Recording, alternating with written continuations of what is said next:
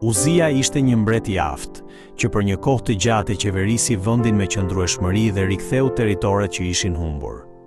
Megjithatë, ai u përpoq të diqte temjan, një detyrë që i takonte vetëm priftërive, dhe për këtë u godit nga gjykimi i Perëndisë dhe vdiq. Vdekja e Uzias duhet i ketë sjell popullit të Judës ndjenjën se ardhmja e kombit po lëkundej dhe se një krizë e madhe kishte ardhur. Pikërisht në atë kohë Isaia pa në vegim Zotin të ulur mbi një fron të lartë e të ngritur. Cepat e mantelit të tij mbushnin tempullin dhe serafinët, që qëndronin para tij thërrisnin: I shenjtë, i shenjtë, i shenjtë është Zoti i ushtrive. Nga zëri i tyre u drodhën shtalkat e portës dhe tempulli u mbush me tym. Përmes këtij vegimi Isaia kuptoi se, edhe pse mbreti toksor kishte vdekur, mbreti i përjetshëm, Perëndia, vazhdonte të mbretëronte nga froni i tij. Bota mund të tronditet dhe udhëheqësit mund të zhduken, por sundimi i Perëndisë nuk lëkundet kurrë. Prandaj, edhe kur jetojmë në kohë të pasigurta dhe të vështira, duhet të besojmë te Perëndia, mbreti i vërtet.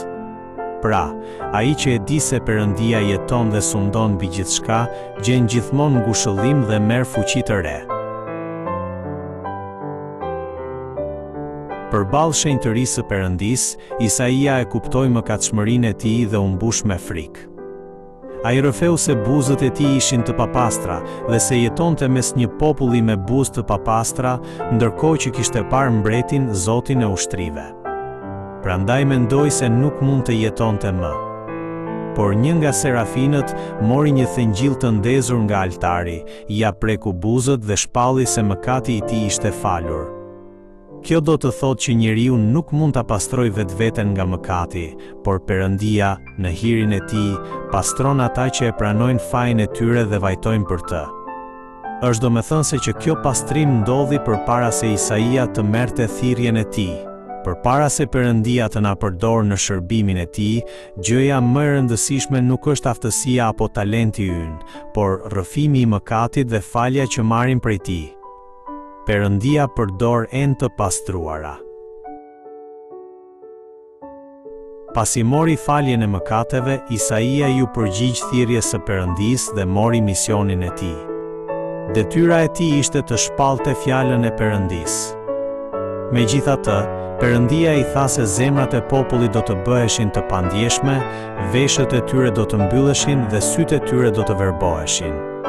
Kjo nuk do të thotë se Perëndia nuk dëshironte pendimin.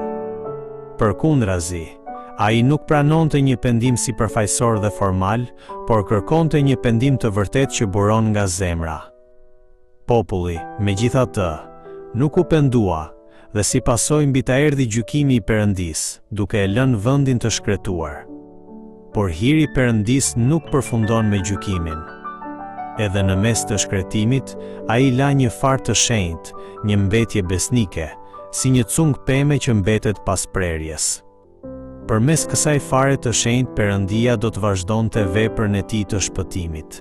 Perëndia, Zoti i historisë, që jeton dhe mbretëron edhe sot, dëshiron që edhe ne të bëhemi një farë shenjtë, të cilën ai e përdor për të përmbushur vullnetin e tij në këtë botë.